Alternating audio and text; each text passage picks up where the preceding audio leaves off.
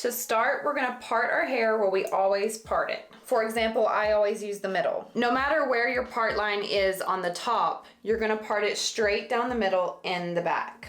We're gonna start by cutting our basic shape, which is our length. I'm gonna spray mine a little bit and cut it kind of damp.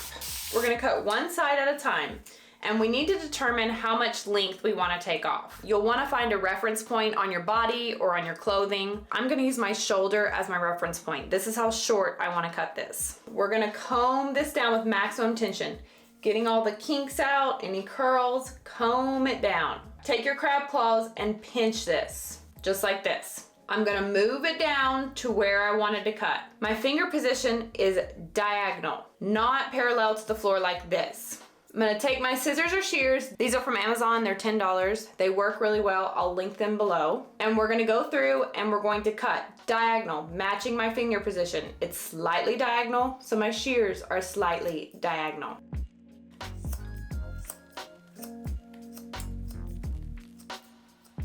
When you drop it, you see it's slightly shorter, going to long. The more you angle your fingers and cutting position, the more of a slant or angle it's going to be. The less you angle them, the more straight across it's going to be. I cut my hair in one section because I have very fine, thin hair. Basically none. If you have thick hair, you're gonna wanna take this down in sections. Also, if you have curly hair, as you probably know, you don't wanna hold it super tight because when you cut curly hair, when you hold it really tight, it will shrivel up and be a lot shorter. To match the other side, you're gonna use the reference point, which was here for me. Now this side is a little tricky because we are going to the left, so it's going to be a little backwards. You're combing everything, crab claws, angling our fingers, trying to get that same degrees as we did on this side. If you're here on this side, you don't wanna be like this on this side. They need to be consistent or even. Now we cut.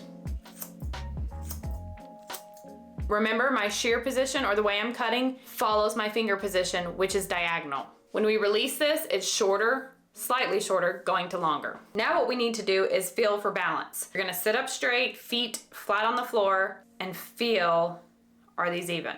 This one feels a little longer.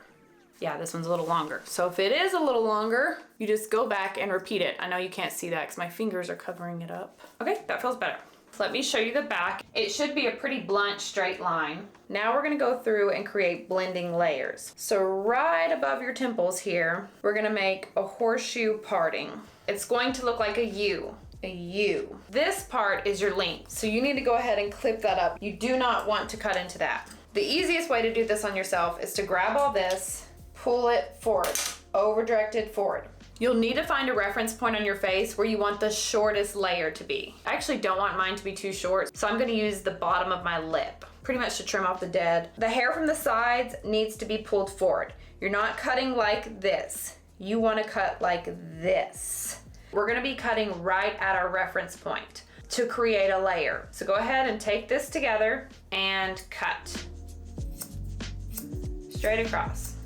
I'm cutting a bunch of hair at once, so it's not going to be perfect. I'm gonna go in and point cut this, which is just tink, tink, tink, tink.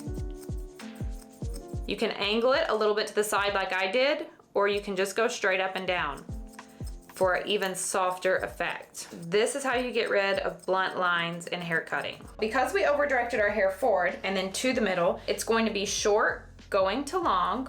And when you put this back, you'll have long, medium, short. I actually like my bang area a little bit shorter, so I'm gonna take a small triangle, take it all the way up. I'm just gonna move it so you can see it, and I'm going to point cut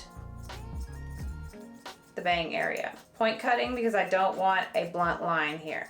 If you have a disconnect from the layer to the length, you can take this part out, tuck this behind your ear, over direct this forward, hugging your face. And you can see here I have short, kind of long, so I'm just gonna point cut that at a diagonal.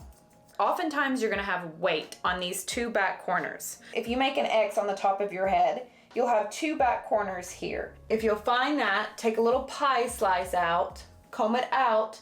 This bottom piece that's falling, that's your length. Let that fall out. Bing, bing, bing, bing, bing. Do you see how it's making a mountain? That is what's carrying all that weight. So you need to go through and cut that off. The side should match this side, just cut the middle off. When you release this, it's short going to long, and it's removed the weight. If you wanted to refine the basic shape or the blunt line, you're going to point cut it. So just taking little sections, holding it straight down, and I would do up, down, not side to side.